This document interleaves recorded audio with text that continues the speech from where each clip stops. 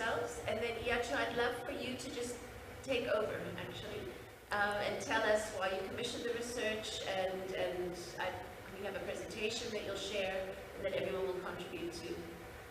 So. Yes, thank you very much, Kecia. It's really a pleasure and honor to be part of this conversation as Access to Finance Rwanda. So we are a not-for-profit company which is driving financial inclusion and financial sector development in Rwanda for the last decade. We are part of a network of what we call FSDs, Financial Sector Developing Trusts, across Sub-Saharan Africa. So we are very keen to join the participants here and the members to really discuss and see, but also do something in this space.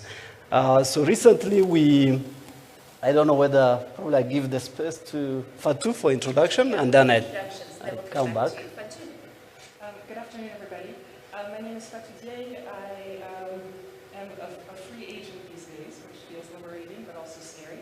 I'm an architect by training with a passion for affordable housing, and I'm happy to be able to contribute to this project and hopefully to others. Thank you. And Illana, you've joined us from Cape Town. Yes, hi. Lovely to be with you. Thank you so much for having me. Illana from a company called 71.4, and it was a great pleasure to work on the project with Fatou and Kecia. Excellent. Iyacu, would you like the slides to go up now? Should we do that? Yes, they should. Great. I believe you're launching the research today. That's correct. It is indeed.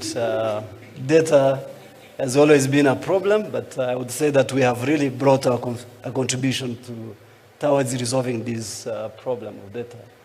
So I'll probably be talking as we look for the slides to come.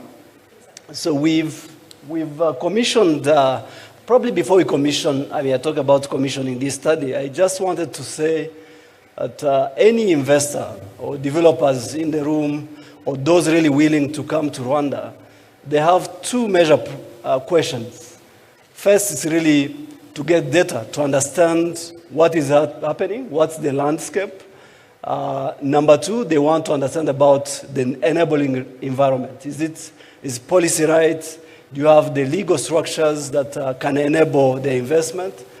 Are there any other market infrastructure that would support the investment? So we saw that there was quite a gap, because really we had information in different organizations, in different surveys, including our own, but really bring them together to bring out an information that would be useful to investors in this affordable housing space was quite critical.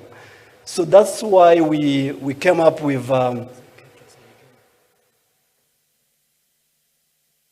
correct, good. So we came up with this discussion with the Center for Affordable Housing in Africa and different stakeholders or funders, and we said we need to do something around this problem. So we designed a study, affordable housing in Rwanda and its financing opportunities.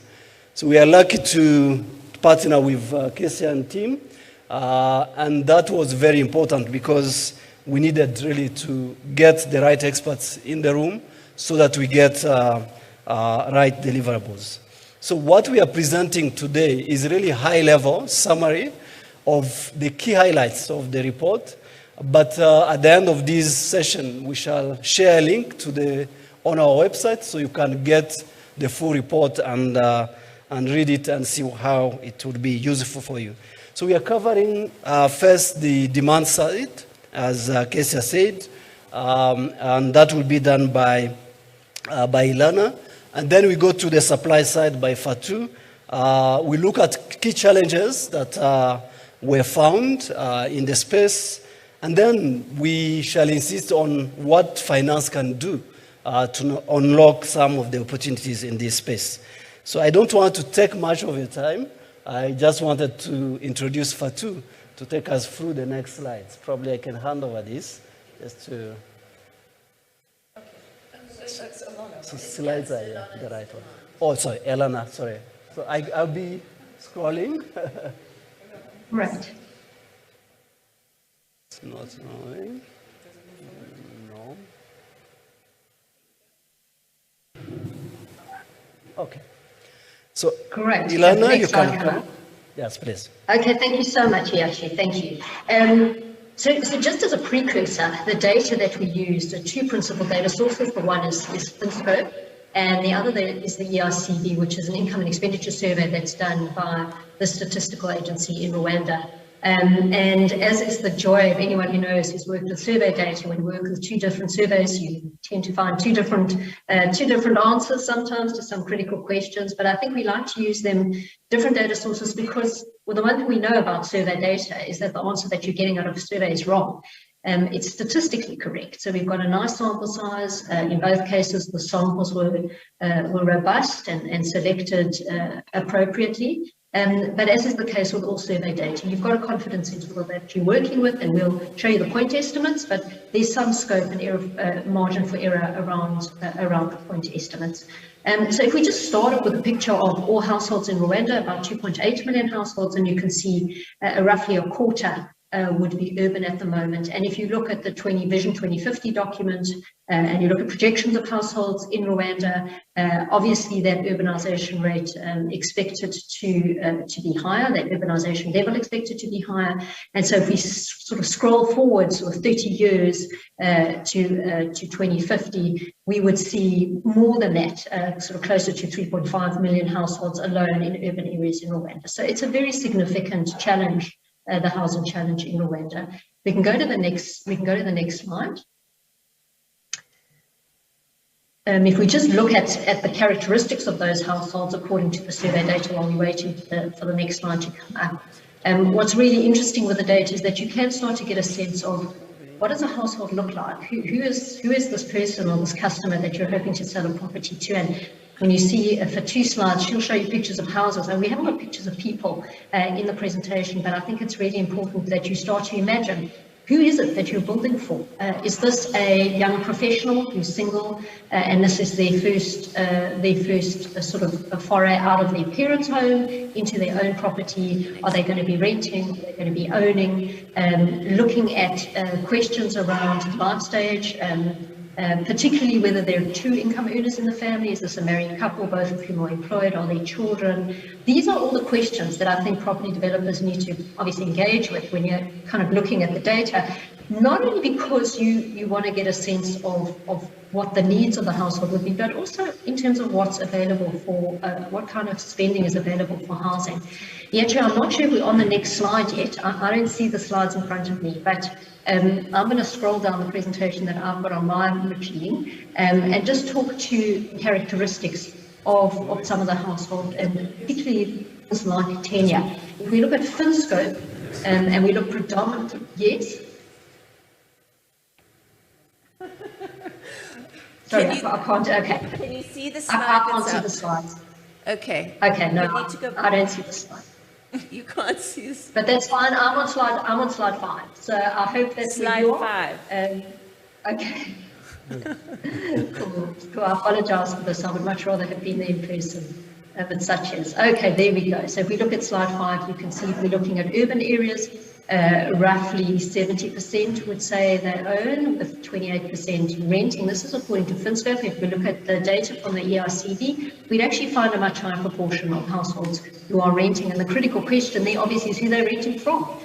This is not an institutional landlord that they're renting from, it's typically another household. So I think when you think of supply and demand, to sort of think of them often together, because you have so many landlords, and Fatou will talk to this, so many landlords who are households themselves, so they at the same time consume and supply housing. And I think that just puts a different lens on the way we think about the market a little bit.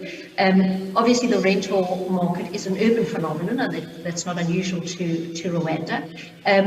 In most cases, people are saying that they build their own dwellings, and that would apply across urban and rural. And I think the question that's in everyone's mind is whether that's going to take Rwandan cities to where they need to be in the future.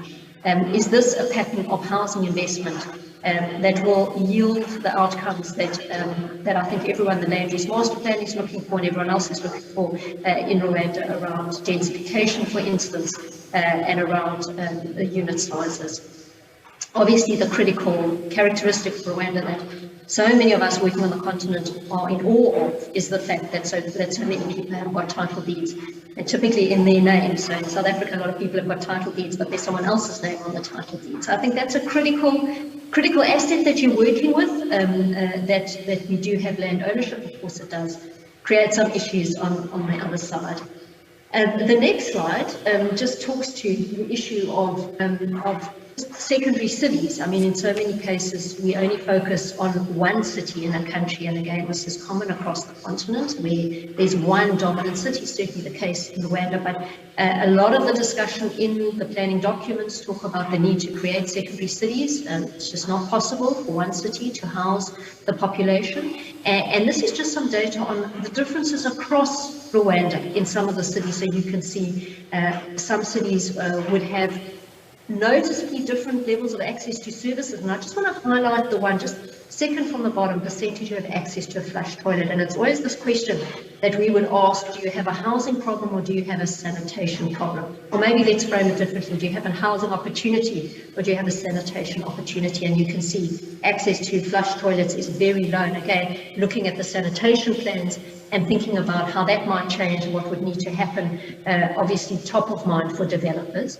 Access to electricity pretty high, and you can see this issue of overcrowding not as high as we see in a couple of other cities. So it's giving you this picture across the major sort of secondary cities and Kigali, and I think very interesting to think about again the future, and we'll talk a little bit about employer-based housing, in particular around industrial parks.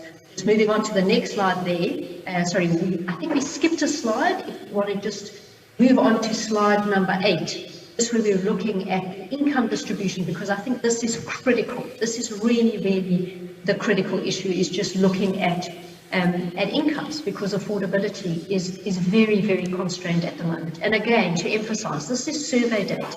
So where you're looking at a relatively small population of income earners above, let's say, the 500,000 franc mark, which would be equivalent to, let's say, $500 a month, you've got a very small sample size. And again, your margin of error is going to be there.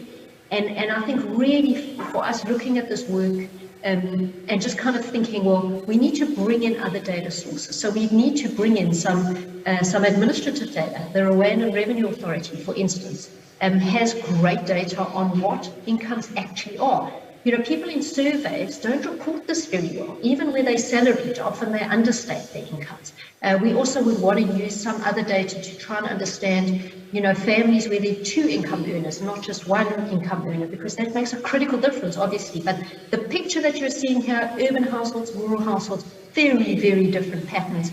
And then when you take this, and just remember the dark green is the urban, the light green is the rural, and you superimpose on this, what are people actually spending on housing? What can they afford to spend on housing? We've got this magic number that everyone in the sector uses, 30%. No one knows where that 30% comes from. But we've yet to see a country where people spend 30% of their incomes on housing in Africa. And if we go to the next slide, what we've done there is just take a couple of scenarios where we're looking at, you know, different kinds of housing products and different kinds of financing instruments, and saying, okay, how many households could afford this product using this financing mechanism? And you can see the numbers are pretty low. And I think that that's, again, bear in mind margin of error, but again, why we would want to motivate for better administrative data to understand incomes in a lot more detail. I think when we start to look at the unsecured loans, and we know that that's a very feasible mechanism for a lot of households. You can see the dark green would be the urban households, the light green, the rural households, completely feasible, but in an urban setting. Is this kind of incremental housing going to get Kigali and other cities to where they need to be in terms specifically of densification? So I'm going to leave that as a question and then hand over back to you, Iyacu, for the rest of the presentation. Yeah, thank you very much, Illana, for the insights. Move to Fatou. I think they continue helping us in moving the slides. So next, please.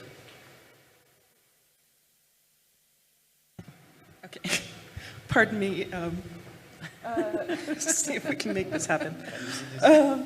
Okay, so I had the opportunity to work with the team and take care of the supply. So really start to look at who is supplying what to the market. Are those products, do they match the data that Illana just showed you about people's ability to pay? And if there's a mismatch, what can we possibly do? And what finance solutions could come in to be able to bridge that gap, to be able to match our supply with our demand? So that's where I started. And what we quickly did was look over the last 10 years, what has actually been built? This is just a sampling. It's not every project that's out there. What are some of the prices? Who's providing rental housing, actually? These are just in terms of the formal developers, and we were able to divide them up into 4 different categories. So the lowest category on the bottom is the local developers, people building between 10 and 50 units per year. Local developers who are building between 50 and 100 dwelling units per year.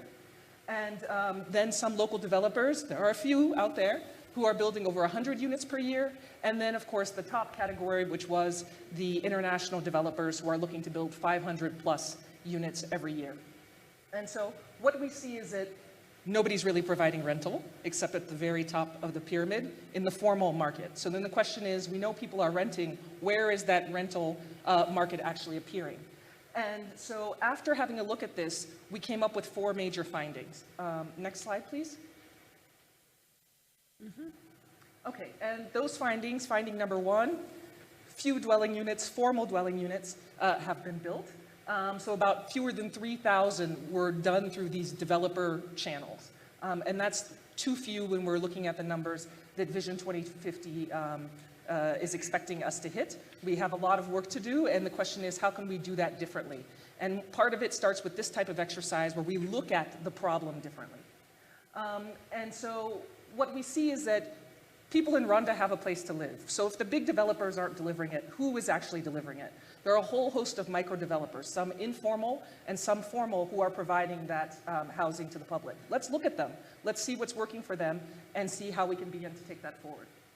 The second finding is that for some of the big projects, and we have some big players here, it's the pace that they're trying to move and the pace of the policy, the subsidy policy, sometimes hasn't been in sync. So there have been stops. We are very optimistic that they will be able to move forward, but that's part of the reason why their delivery has also been limited. The third finding is, frankly, no one's building at the bottom of the pyramid. It's just not financially interesting for a lot of people, and there's also a lot of risk. There's a lot of financial exposure for developers who are having to cover to make sure that their offtake happens, because offtake is not guaranteed, and then to also be able to finance their construction. So people are risk averse, which means that the only project really that was under 10 million was Batsinda 1, and that was in 2008. So really, we have to figure out a way to be able to deliver. You saw the numbers that Illana presented. We need to have an 8 million, 10 million, 5 million, as well as the 50 million product. And the fourth finding is that, built to code rental barely exists, which means that all of the rental that you and I both know about, I know I'm a renter, all of that's happening, it's invisible. And that is a huge source of money which could really power the housing market. And so we have to figure out a way to look and examine that rental space and be able to move it forward so that we can create a rental market and also be able to grow the overall formal housing market. Next. And so what we did is the methodology that we used took 3 initial steps. So the first step was to say, okay, housing is not a monolith here in Rwanda. There are so many things happening. How can we look at the houses that are there and divide them into what we're calling submarkets? And how can, by doing this submarket exercise, how can we make the invisible, the rental market, everything that's happening in the unplanned settlements, how can we begin to make that visible? And if it's visible, can we finance it? And can we use it to grow our housing market? That was step number 1, understanding that it's not a monolith. Step number 2 was to look at the value chain. The value chain has 7 links, land, infrastructure, blah, blah, blah, blah, blah, all the way through design, construction, offtake, etc. If you look at each one of these delivery channels in each one of those submarkets, how can you then start to understand the value chain blockages that are happening per submarket? And then you can begin to design products to be able to address those submarket bottlenecks. That became really critical in the approach, and I have to admit it was actually also quite a bit of fun. And then the third part was to marry Illana's numbers with the submarket. So if we have these 6 different submarkets, how many people are actually in those markets? And what should be our focus? If a submarket is really small, should we be writing all of our policy for that? Or should we be shifting to something else? Next. So here are the submarkets, quickly, because I realize I'm going over time. So there are 6 submarkets, moving from left to right, from informal to formal. Each one of these submarkets has a specific urban morphology. That's the first line. So the way that those neighborhoods would eventually need to be planned needs to be taken into consideration. The second line, the type of housing that's actually being delivered, the materiality, whether they have access to infrastructure, et cetera, also differs. The third is just the typologies that are being delivered in each one of these submarkets. The numbers that you see, that's roughly, and I say very rough, the average cost per square meter to build that. And then the last line is who's actually living in that. So the first 2 submarkets are mostly owner-occupied. People are providing their own homes, which is why up until now, the fact that there isn't housing being delivered in that market doesn't mean that those people are homeless. They're self-supplying. And then, of course, you can move further. What we did do was include a submarket which is called employee housing. And that is precisely to address the policy aspect. Vision 2050 really is relying on employee housing to be a big component of the overall housing market in the future. And so we thought, let's look at it now, even though it's small, and figure out how it works so that we can begin to write and rethink the implementation policies so that it can actually be able to work as planned in the policies. Next. And so then this was the fun part, was taking Illana's numbers and being able to match and say how many people are in those submarkets. Again, margin of error, it all has to do with how you pick the data, but we really spent time with the EICV data to figure out, okay, how many households are actually in each one of these submarkets. And as you can see, most of the people are living in submarkets 1, 2, and 3, and our policies, which are very much focused towards developers, which is totally understandable, few households, around 10,000 households are actually concerned by that issue.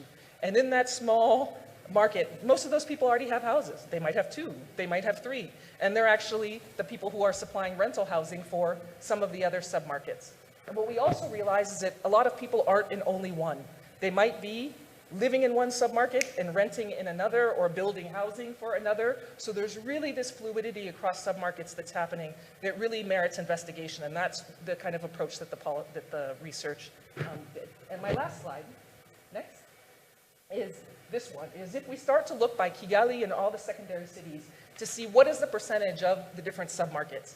And you can see that our developer, again, which is the blue, the big scale developer, which is currently the target of our policies, is a small, small, small fraction of the actual households and their demand profiles.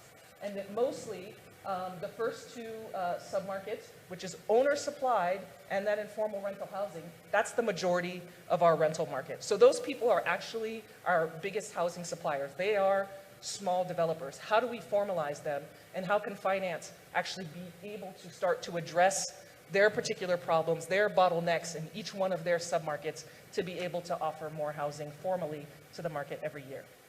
Thank you. Yes, thank you very much, Fatou.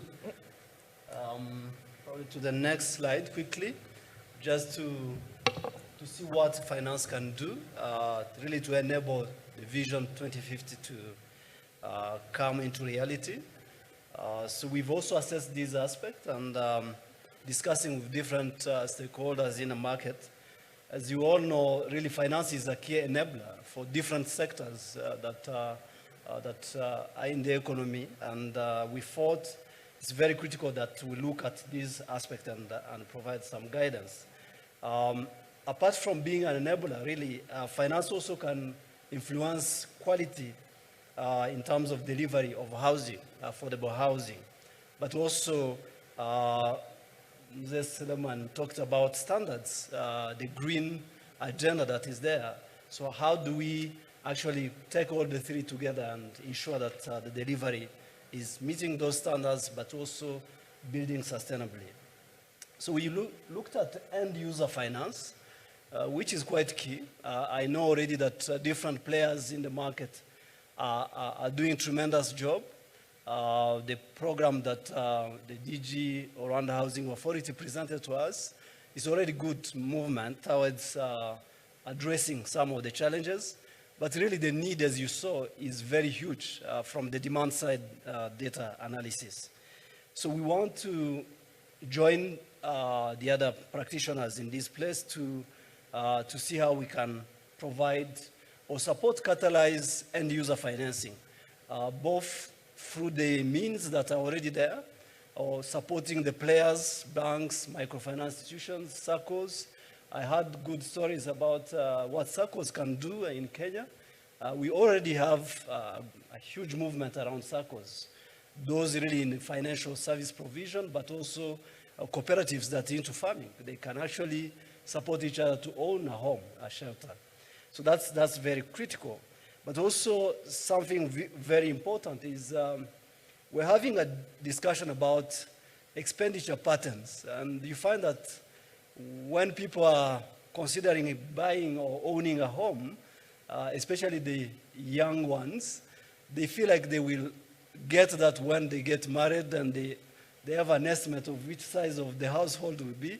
Then they wait for that opportunity. But really, rent to own or rent actually as you save for the long-term goal that you have, I think we require some education around. So creating awareness about technologies that are there, but also financial education to know how do I plan to own a home. It's very critical.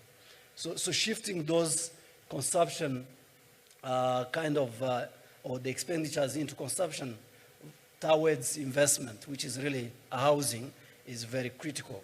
So we also look at construction finance, which is the second aspect. It's very critical that as you avail financing for the end users through different channels that are available, you need to look also at the supply side. How do we enable the developers and the investors in this space to also access appropriate financing? It's very critical.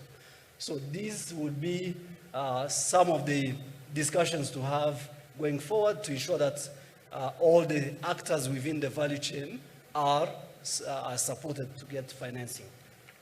Next slide. So I think I've talked about saving and income opportunities, but really there are different sources of income. First, we have remittances. I mean, from urban areas to rural or semi-urban locations. We have remittances from abroad that I would call semi or also permanent, actually.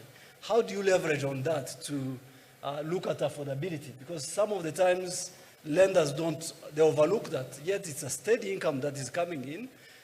They are waiting for, a salary or an income they can see and the source is clear, but even that one can be really tracked and then you showcase that it can help.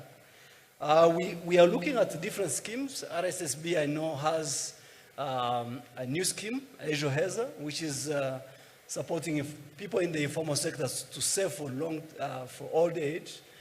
And that is, they already have a component. We're part of that in the design. I know there's a component where you can take 40% of the savings or the assets that you have accumulated, use it to support you get a home. And I know the role of insurance. We already have a product that was introduced back in 2012 and still there, but banks have it. But I don't know why they don't actually talk about it much. The collateral replacement indemnity. So it's there. So and I see most of the banks or the lenders insisting on the 30%, 20% down payment. Yeah, these people are struggling. They are renting, they can actually repay, but give them an opportunity to own a home and then see how that comes. So digitization is a very key aspect. Leveraging technology really to showcase the revenue streams, but also demonstrating credit worthiness of end users is very critical. And that visibility, I think that's what the lenders want to see, or investors actually. Then landlordism is another aspect that you find that in Kigali, I think Fatou talked about it. I mean, there's so many people that really, because they see, they want to look for a sector where they can monitor the inflows easily, it's safe, I have an asset.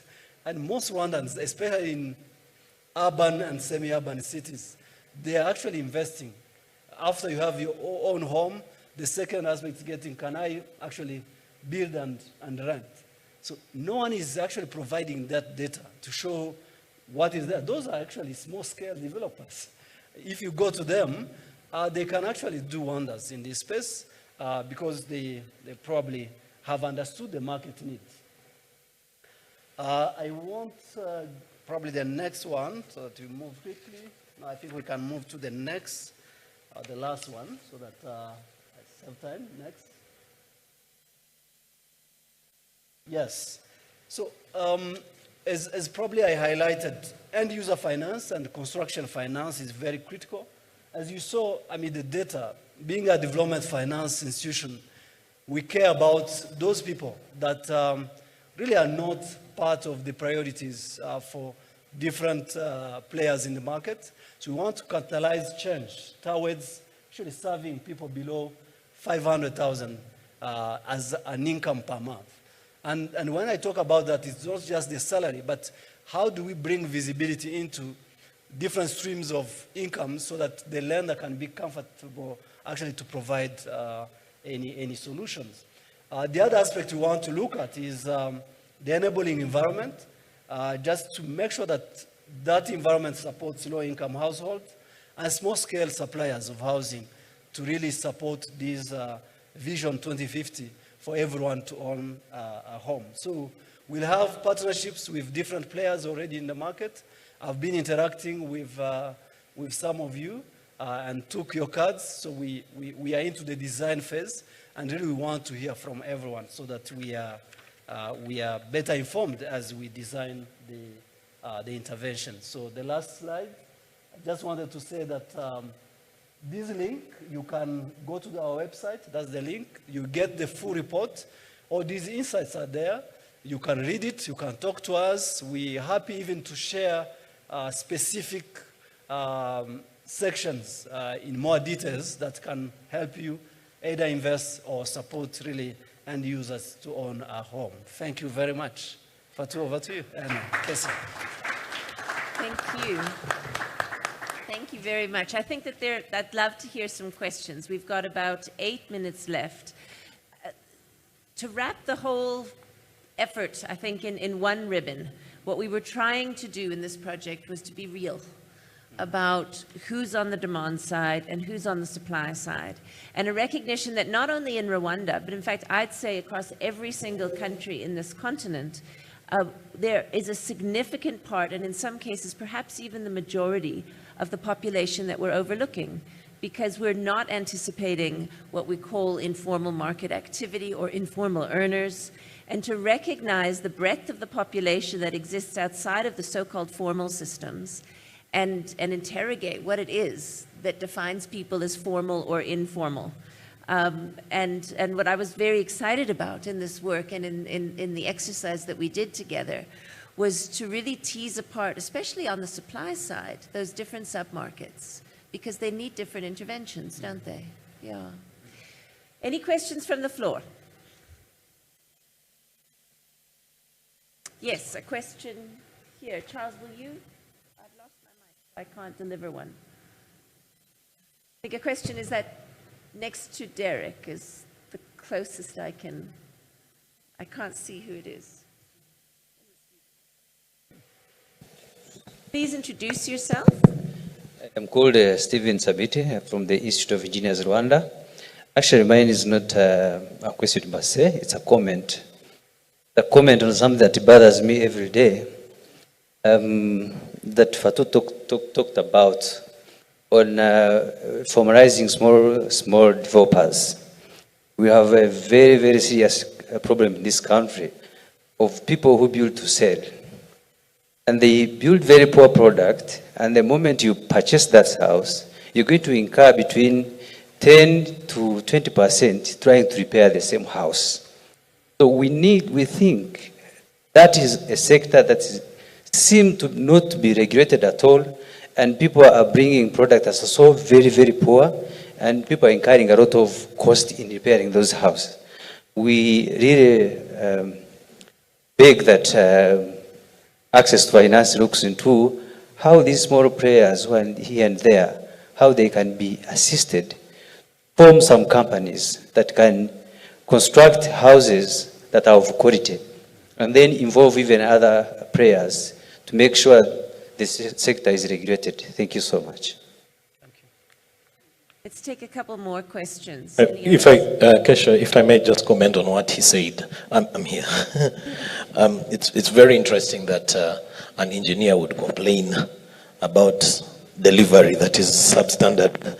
That's on a lighter note. But maybe for everybody's information, there is lack of regulation from, in other markets, it's called defects liability or construction liability. And there's quite a number of developers in this room.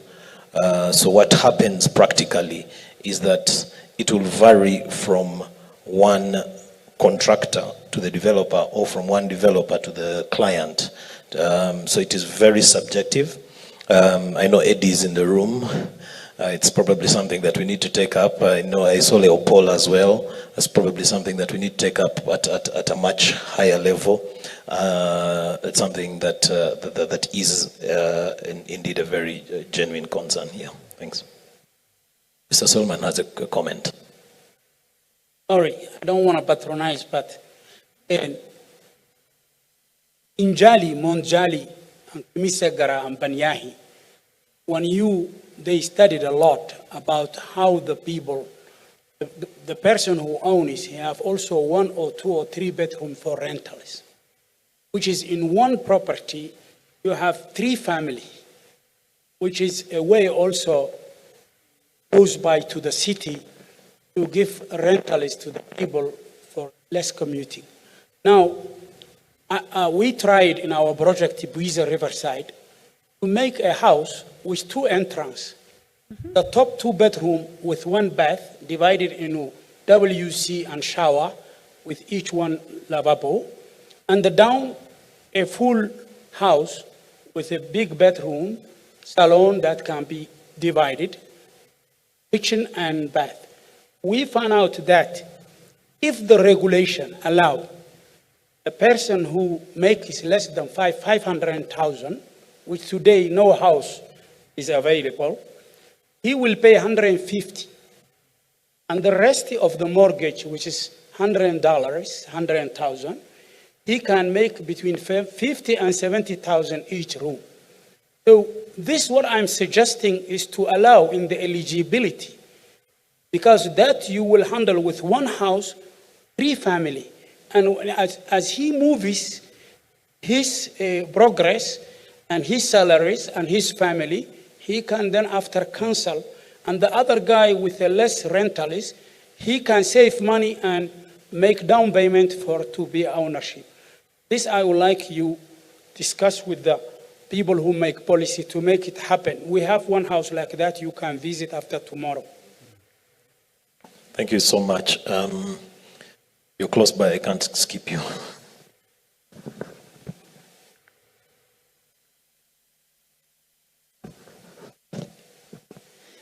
Thank you for sharing that good presentation. So there is something I may have missed in the presentation that I just want to clarify.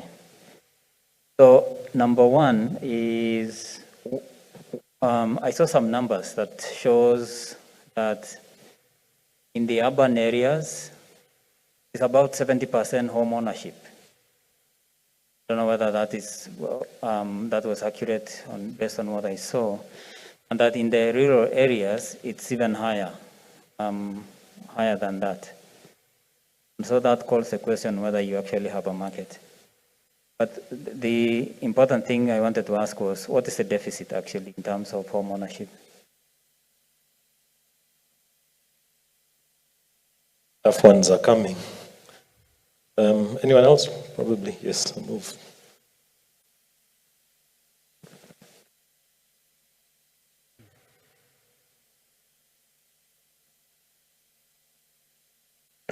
One more question, I think. It's hard to see. Yes. My name is Valinda Joseph. I'm Managing Director, BJ Construction, one of the 5 big retailers of concrete masonry units in the country. Now, first, before putting a question, let me commend AFR. At least this research has brought out something that we have been missing for some good time. I think Charles will support me. We have been this for so many years, but I think that part of those low income people have not been always talked about in such conferences. So I commend them for that. But then my question comes. They talked when you look at the report, the low income is below 500,000. I wish the guys of the National Statistics Institute of this country could give us data. I think we would be talking of those below 200,000 Rwanda francs. That would be the actual thing. And those are the majority of our citizens who actually are in dire need of housing. The guys who earn 500,000 in this country can try, but the guys who earn below 200,000 are in dire need. So could you at least do some more input to give us statistics on these guys and how they can get finance for housing? Great, thank you very much. Charles, is there one more question? I saw right in front of you, and then we'll close it and we'll answer all of those questions. So is everyone taking notes? Yeah, thank you, Kay. Thank you very much. This is Eddie. Just a quick question to ask, maybe Bosco will help us. Something to do with the financing side. I would be interested if you might have made an access or an assessment on the the irregular income cases, where I'm really interested in knowing how you can support the non-traditional income earners in this case, because I believe there's also a very big chunk of them. You won't expect incomes that will be regular every month, but they have to be, again, supported in terms of accessing housing. Be interested in that. Thank you. Great question, thank you. Can I ask Illana to start with the demand side question? Illana, are you still there? I am indeed. Oh, good. Can you hear me? Yes, so there were a couple questions around the demand side data, about the segmentation around it, also levels of home ownership in urban and rural areas. Did you hear those, and can you answer to those? I did indeed. Yes, yes. So as I mentioned, actually, it depends on which data source you're looking at. If you look at the ERCV, which is sort of more detailed the income and expenditure survey, you'll see a slightly higher percentage of urban households rent, so closer to 50% would be renting, whereas in FinScope we're getting closer to 30%, 25 to 30% who renting. So it just depends on the income source, and that's the data source, excuse me, and that's just the nature of the data that we're working with. So survey data by nature is like that. I mean, I think we've done some other studies in other countries on rental markets per se, and I think it's a really interesting area because, as Fatou was saying, there's no visibility on it. So particularly where rentals are in sort of unplanned areas, there's no data on that, and you kind of have to take a specific lens to it and really look at different ways of collecting data. We did a lot of web scraping, which we did for this project as well. And I think that some of that data is in the more detailed reports. So it does get quite tricky. And then I think this question, well, what is the demand? What is the need? What is the demand? Well, it's very difficult to kind of figure out what effective demand actually looks like. And that's where the affordability constraint really comes in. So it's one thing to say that we've got a significant percentage of households with a visible housing need. And as I mentioned, a lot of that is actually a deficit arising from access to sanitation, which is not something that households themselves can often sort of, although there are lots of off-grid solutions that we could look at. But again, in an urban context, in a high dense, in a dense sort of settlement, not typically what we would see. So I think this question of what is the need for housing versus what is effective demand, that's a very different question. But again, I would point you to the research documents, in particular the question on households who invest in 200,000. There's, that's a very big segment of the market. So the data, the survey data that we've got on that segment is quite rich, and you can see quite a bit about who's in that segment, what the households look like, what the income sources are, and so on. I think just to add another dimension is that we can look at the here and now in Rwanda. I think a lot of the thinking that we were trying to engage with in the team was, what does the future look like? I think it is a leap of faith, but I think if we've got faith in something on the continent, it would be that that some of these growth targets will be achieved, that there really is a will to see Rwanda move into a middle-income country by 2050. And I think that positioning the supply and the financing sector for the now versus positioning it for sort of 10 years down the line is an important consideration to bring into the conversation as well. Okay, thank you. Fatou, do you want to comment quickly on the question around quality? I thought that was an interesting question. Absolutely. Thank you for that. That is a real challenge, especially in some of the lower submarkets. And so one of the things we were thinking of is if some of these micro developers, if we want to start to empower them with certain specific financial products, that financial product should be, access to that should be contingent upon proper training, business management courses, quality assurance, things like that, so that they can get that finance at a reasonable rate that would allow them to develop more housing. Also, with respect to the submarkets, I forgot to give you guys the name. Submarket 2 is called Backyard Landlord, precisely because those people, they own a piece of land precisely to rent it. It is their primary income activity. And if we're really going to be able to stimulate them to do something else and actually deliver formal housing or more housing, we have to be able to understand what's the current return on the investment that they're making. And they're immediately making cash off of this. If they're gonna, the incentive for starting to go formal, we have to be able to see that they can actually get the same returns, because that's essentially what their families are living off of. And so I think I just did some quick, they're making at least 20% ROI immediately once you open the door and rent the room for $5,000 or $10,000. And so getting a mortgage or a specific product, if it's costing them more than to do that, they simply won't do it. I don't think I would either. So those are additional calculations and business models that can now be done per submarket to be able to help the policymakers design the proper policy to address these small developers. Did I answer the question? I think so. I hope so. Great. And Iyacu, do you want to close us off? Yes, thank you very much. Just quickly on Joseph's and my friend last question. When we said below 500,000, it's really, so it's inclusive of below 200,000. So we are not excluding that.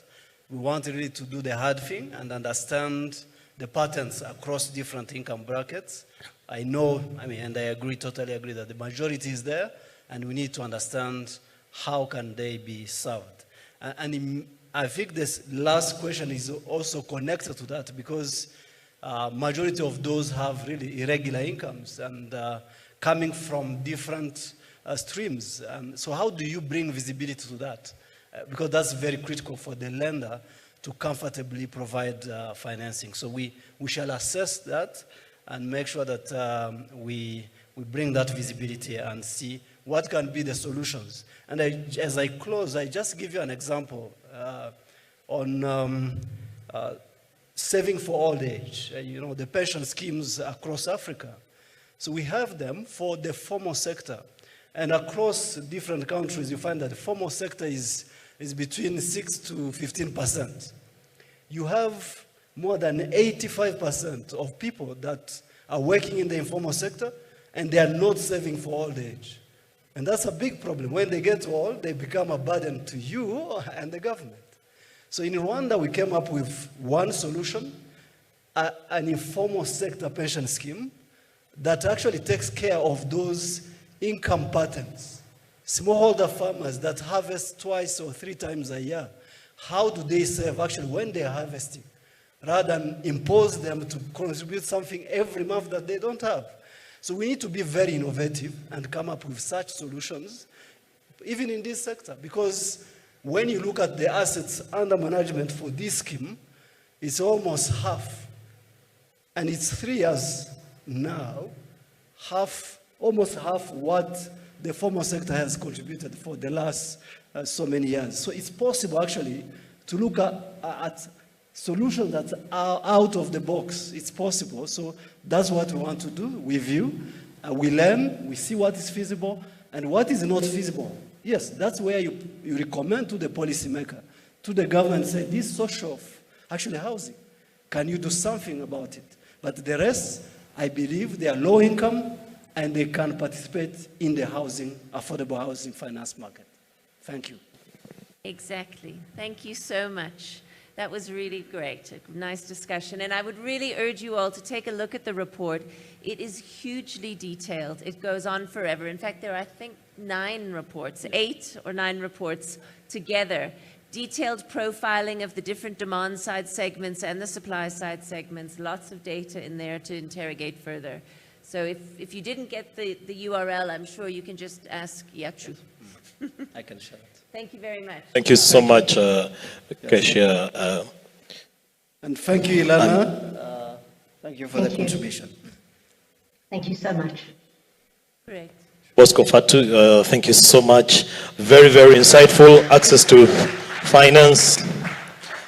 You know, some of the things that you're saying, having been here all morning, everything is just being pieced together. They tell us 75% of people in the urban settings do not buy houses, but they build for themselves. So then I ask myself, Zay Solomon and the other guys who are doing SCAT technologies, I also met another lady doing an amazing technology from Austria. And you ask, in our own typical African setting, what is the likelihood of you going for alternative technology to build for yourself? So is it probably that the percentage of people who are building for themselves, and probably have a very interesting session on finance tomorrow with the banks to understand whether as KCB mortgages or the other guys in the house, how many of your mortgages are from people, are construction loans or people buying into housing development? I think that is a very interesting one. Thank you, Fatou and Bosco.